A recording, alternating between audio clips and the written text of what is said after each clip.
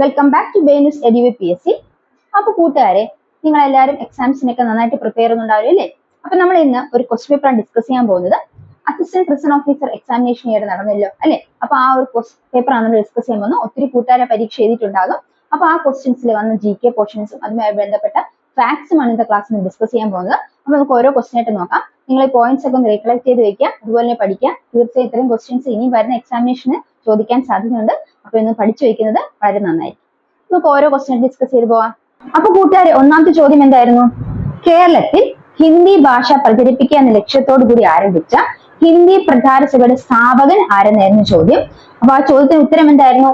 K. Vasudevan പിള്ളയാണ് Kerala Hindi പ്രചാര സഭയുടെ സ്ഥാപകൻ. അപ്പൊ K. വാസുദേവൻ പിള്ള ആരായിരുന്നു? കേരള ഹിന്ദി പ്രചാര സഭയുടെ സ്ഥാപകനാണ്. എന്തിനാണ് ഹിന്ദി പ്രചാര സഭ ആരംഭിച്ചത്? ഹിന്ദി ഭാഷ പ്രചരിപ്പിക്കുക, കേരളത്തിൽ ഹിന്ദി ഭാഷ പ്രചരിപ്പിക്കാൻ ലക്ഷ്യത്തോടു കൂടി ആരംഭിച്ചതാണ് ഹിന്ദി പ്രചാര സഭ. അതിന്റെ സ്ഥാപകൻ ആരായിരുന്നു? K. വാസുദേവൻ പിള്ള. ഇനി ഹിന്ദി പ്രചാര സഭ ആരംഭിച്ച സമയത്ത് അത് അറിയപ്പെട്ടത് ട്രാവൻകൂർ ഹിന്ദി പ്രചാര സഭ എന്നാണ് അറിയപ്പെട്ടത്. അപ്പൊ ഹിന്ദി പ്രചാര സഭ ആദ്യകാലത്ത് അറിയപ്പെട്ടത് എന്താണ്? ട്രാവൻകൂർ ഹിന്ദി പ്രചാര സഭ എന്നാണ്. ഇനി അത് ആരംഭിച്ച വർഷം കൂടി നോട്ട് ചെയ്തിട്ടുള്ളൂ, 1934. അപ്പൊ ആദ്യത്തെ ചോദ്യവുമായി ബന്ധപ്പെട്ട ഫാക്ട്സ് ആണ് പഠിച്ചത്. ഇത് ക്ലിയർ ആയാലും അല്ലെ? അപ്പൊ അടുത്ത ചോദ്യത്തിൽ പോവാം. അപ്പൊ നമ്മൾ ഓപ്ഷൻസിലെ മറ്റൊരു നദിയായ സോൺ നദിയെ കുറിച്ച് പഠിക്കാം. സോൺ നദി എന്ന് പറയുന്നത് ഉത്ഭവിക്കുന്ന എവിടെ നിന്നാണ്? ഛത്തീസ്ഗഡിലെ അമർകണ്ട് പീഠഭൂമിയിൽ. അപ്പൊ ഛത്തീസ്ഗഡിലെ അമർകണ്ട് പീഠഭൂമിയിൽ നിന്നാണ് സോൺ നദി ഉത്ഭവിക്കുന്നത്.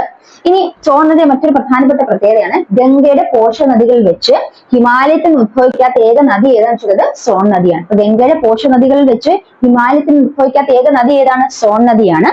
ഇനി സോൺ നദി ഗംഗയിലേക്ക് കൂടിച്ചേരുന്ന, ഗംഗയിലേക്ക് ലയിച്ചു ചേരുന്ന എവിടെ വെച്ചാണ്? പട്നയിലെ ആറയിൽ വെച്ചാണ്. അപ്പൊ പട്നയിലെ ആറയിൽ വെച്ചാണ് സോൺ നദി ഗംഗയുമായി ചേരുന്നത്. ഇനി നെഹ്റു സേതു, സോൺ നദിക്ക് കുറുകെയാണ് നെഹ്റു സേതു. അപ്പൊ സോൺ നദിക്ക് കുറുകെയാണ് എന്ത്? നെഹ്റു സേതു എന്ന് പറഞ്ഞ റെയിൽവേ പാലം സോൺ നദിക്ക് കുറുകെയാണ്. അടുത്തത് ഗംഗ എന്ന് പറയുന്നത്, ഗംഗാ നദികളിലെ ഗംഗയുടെ ദക്ഷിണ പോഷക നദികളിൽ വെച്ച് ഏറ്റവും വലിയ നദി ഏതെന്ന് വെച്ചത് സോൺ നദിയാണ്. അപ്പൊ ഗംഗയുടെ ദക്ഷിണ പോഷക നദികളിൽ വെച്ച് ഏറ്റവും വലിയ നദി ഏതാണെന്ന് വെച്ചത് സോൺ നദിയാണ്. അപ്പൊ സോൺ നദിയുമായി ബന്ധപ്പെട്ട എന്തൊക്കെ കാര്യങ്ങൾ ചോദിക്കാം? ഒന്ന്, എന്താണ് ഇതിന്റെ ഉദ്ഭവം ചോദിക്കാം. ഉദ്ഭവം എവിടെ നിന്നാണ് സോൺ നദി ഉദ്ഭവിക്കുന്നത്? ഛത്തീസ്ഗഡിലെ അമർകണ്ട് പീഠഭൂമിയിൽ നിന്നാണ് സോൺ നദി ഉദ്ഭവിക്കുന്നത്. ഇനി ഗംഗയുടെ പോഷക നദിയാണ് സോൺ നദിയെ മനസ്സിലാക്കാം. ഇനി ഗംഗയുടെ പോഷക നദിയിൽ വെച്ച് ഹിമാലയത്തിൽ ഉദ്ഭവിക്കാത്ത ഏക നദി ഏതാണെന്ന് വെച്ചത് സോൺ നദിയാണ്. ഗംഗയുമായി സോൺ നദി ലയിച്ചു ചേർന്ന എവിടെ വെച്ചാണ്? പട്നയിലെ ആറയിൽ വെച്ചാണ്. ഇനി അതുപോലെ തന്നെ നെഹ്റു സേതു സോൺ നദിക്ക് കുറുകെയാണെന്ന് മനസ്സിലാക്കുക. അതുപോലെ തന്നെ ഗംഗയുടെ ദക്ഷിണ പോഷക നദികളിൽ വെച്ച് ഏറ്റവും വലിയ നദി ഏതാണെന്ന് വെച്ചത് സോൺ നദിയാണ്. അപ്പൊ നമ്മള് സോൺ നദിയുമായി ബന്ധപ്പെട്ട ഏറ്റവും പ്രധാനപ്പെട്ട വസ്തുതകളാണ് മനസ്സിലാക്കിയത്. ഇനി ഒരു നദിയെ കുറിച്ച് നമ്മൾ ഓപ്ഷൻസിലുണ്ട്, ആ നദിയെ കുറിച്ചുള്ള കാര്യങ്ങൾ മനസ്സിലാക്കിക്കോ. ഇപ്പൊ കോസി നദിയെ കുറിച്ച് പഠിച്ചാലോ? ഇപ്പൊ കോസി നദി ഉത്ഭവിക്കുന്നത് അല്ലെങ്കിൽ നേപ്പാള്, ടിബറ്റ്, ഇന്ത്യയിലെ ബീഹാർ എന്നിവയിലൊക്കെ ഒഴുകുന്ന ഒരു ഹിമാലയൻ നദിയാണ് കോസി റിവർ. അപ്പൊ കോസി റിവർ എന്ന് പറഞ്ഞാൽ ഇവിടെ ഏതൊക്കെ രാജ്യങ്ങളോട് ഒഴുകുന്നതാണ്? നേപ്പാൾ, ടിബറ്റ്, ഇന്ത്യയിലെ ബീഹാർ എന്നിവിടങ്ങളിൽ ഒഴുകുന്ന ഒരു ഹിമാലയൻ നദിയാണ് കോസി നദി. ഇനി കോസി നദി ഋഗ്വേദത്തിൽ അറിയപ്പെട്ട പേരാണ് കൗശിക. അപ്പൊ കോസി നദി ഋഗ്വേദത്തിൽ അറിയപ്പെട്ടത് കൗശിക എന്നും മഹാഭാരതത്തിൽ കൗസുകി എന്ന പേരിലുമാണ് അറിയപ്പെട്ടത്. അപ്പൊ കൗസുകി എന്ന് മഹാഭാരതത്തിൽ അറിയപ്പെട്ട നദി ഏതാണെന്ന് വെച്ചത് കോസി റിവർ ആണ്. അതുപോലെ തന്നെ ഋഗ്വേദത്തിൽ കൗശിക എന്ന പേരിൽ അറിയപ്പെട്ട നദി ഏതാണെന്ന് വെച്ചുള്ളത് കോസി റിവർ ആണ്, കോസി നദിയാണ്. ഇനി സൺ കോസി, അരുൺ, തമൂർ എന്നിവ സംഗമിച്ചാണ് കോസി നദി ഉത്ഭവിച്ചിരിക്കുന്നത്. അപ്പൊ കോസി നദി ഏതൊക്കെ നദികൾ സംഗമിച്ചാണ്? സൺ കോസി, അരുൺ, തമൂർ എന്നിവ സംഗമിച്ചാണ് കോസി നദി ഉണ്ടായിരിക്കുന്നത്, രൂപം കൊണ്ടിരിക്കുന്നത്. ഇനി ബീഹാറിന്റെ ദുഃഖം എന്നറിയപ്പെടുന്നത് കോസി നദിയാണ്. അതുപോലെ തന്നെ ഇന്ത്യയിലെ നദികളിൽ വെച്ച് ഏറ്റവും അപകടകാരിയായ നദി ഏതെന്ന് വെച്ചുള്ളത് കോസി നദിയാണ്. കോസി നദിയെ കുറിച്ച് എന്തൊക്കെ മനസ്സിലാക്കി? നേപ്പാൾ, ടിബറ്റ്, ഇന്ത്യയിലെ ബീഹാർ എന്നിവിടങ്ങളിലൂടെ ഒഴുകുന്ന ഹിമാലയൻ നദിയാണ് കോസി നദി. ഋഗ്വേദത്തിൽ കോസി നദി അറിയപ്പെടുന്നത് കൗശിക എന്നും മഹാഭാരതത്തിൽ കൗസുകി എന്ന് അറിയപ്പെട്ടിരുന്നു. അതുപോലെ സൺ കോസി, അരുൺ, തമൂർ എന്നിവ സംഗമിച്ചാണ് കോസി നദി ഉത്ഭവിച്ചിരിക്കുന്നത്. ഈ ബീഹാറിന്റെ ദുഃഖം എന്നറിയപ്പെടുന്നു. അതുപോലെ ഇന്ത്യയിലെ ഏറ്റവും അപകടകാരിയായ നദി എന്നറിയപ്പെടുന്നത് കോസി നദിയാണ്. അപ്പൊ നമ്മളിവിടെ 4 ഓപ്ഷൻസിലെ പ്രധാനപ്പെട്ട പോയിന്റ്സ് എല്ലാം ഡിസ്കസ് ചെയ്ത്, അപ്പൊ നമ്മുടെ ചോദ്യത്തിന് ഉത്തരവ് മനസ്സിലായി. അതുപോലെ 4 ഓപ്ഷൻസിൽ വരുന്ന ഫാക്ട്സ് നമ്മൾ പഠിച്ചു. അപ്പൊ ഇനി ഒത്തിരി പോയിന്റ്സ് ഇന്ന് അറിയാനുണ്ട്. അപ്പൊ ഏറ്റവും പ്രധാനപ്പെട്ട പോയിന്റ്സ് നമ്മൾ ഡിസ്കസ് ചെയ്ത് ഇത് കിട്ടിയെന്ന് വിശ്വസിക്കുന്നു. അപ്പൊ അടുത്തൊരു ക്വസ്റ്റ്യൻ നോക്കാം. അപ്പൊ കൂട്ടുകാരെ, അടുത്ത ക്വസ്റ്റ്യൻ നോക്കിയോളൂ.